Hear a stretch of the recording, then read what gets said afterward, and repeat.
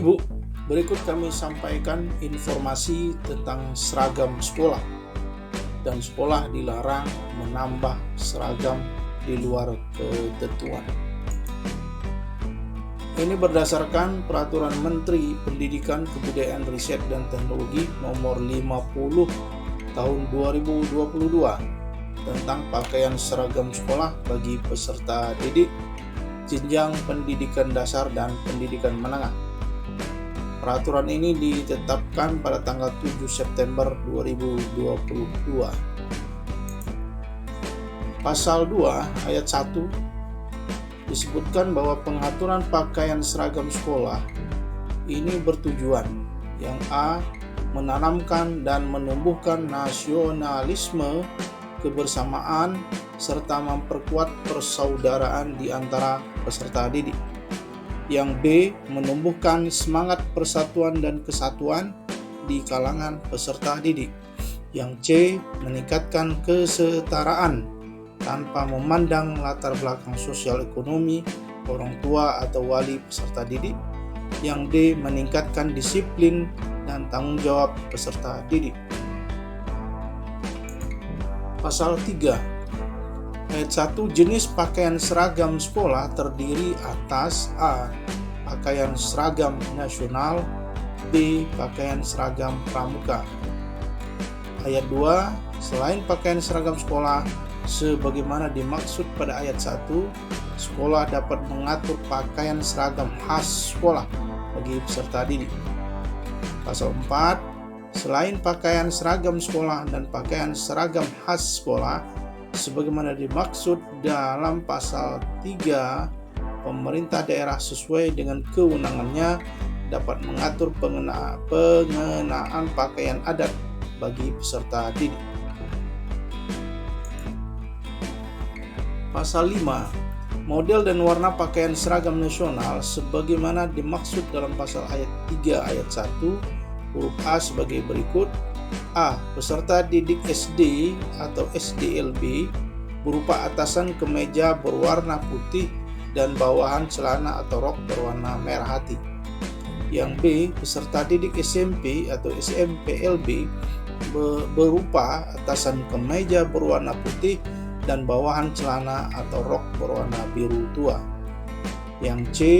Peserta didik SMA atau SMALB atau SMK atau SMKLB berupa atasan kemeja berwarna putih dan celana atau rok berwarna abu-abu. Kemudian di pasal 7 disebutkan model dan warna pakaian seragam pramuka sebagaimana dimaksud dalam pasal 3 ayat 1 huruf B mengacu pada model dan warna pakaian seragam yang ditetapkan oleh Wartir Nasional Gerakan Pramuka. Pasal 8 model dan warna pakaian seragam khas sekolah sebagaimana dimaksud dalam pasal 3 ayat 2 ditetapkan sekolah dengan memperhatikan hak setiap peserta didik untuk menjalankan agama dan kepercayaan kepada Tuhan Yang Maha Esa sesuai keyakinannya. Pasal 9 model dan warna pakaian adat sebagaimana dimaksud dalam pasal 4 ditetapkan pemerintah daerah dengan memperhatikan hak setiap peserta didik untuk menjalankan agama dan kepercayaan kepada Tuhan Yang Maha Esa sesuai keyakinannya. Kemudian di pasal 10 ayat 1, pakaian seragam nasional digunakan peserta didik paling sedikit setiap hari Senin dan Kamis serta pada hari pelaksanaan upacara bendera. Yang 2, pakaian seragam pramuka dan pakaian seragam khas sekolah digunakan peserta didik pada hari yang telah ditetapkan oleh masing-masing sekolah. Yang ketiga, pakaian adat digunakan peserta didik pada hari atau acara adat tertentu. Jadi Bapak Ibu, seragam yang diperbolehkan di sekolah ada yang pertama seragam nasional, yang kedua seragam pramuka, yang ketiga pakaian seragam khas sekolah, dan yang keempat seragam pakaian adat. Pasal 11 ayat 1, penggunaan pakaian seragam nasional pada hari pelaksanaan upacara bendera harus dilengkapi dengan atribut. Ayat 2, atribut sebagaimana dimaksud pada ayat 1 berupa A. Topi pet dan dasi sesuai warna pakaian seragam nasional masing-masing jenjang sekolah.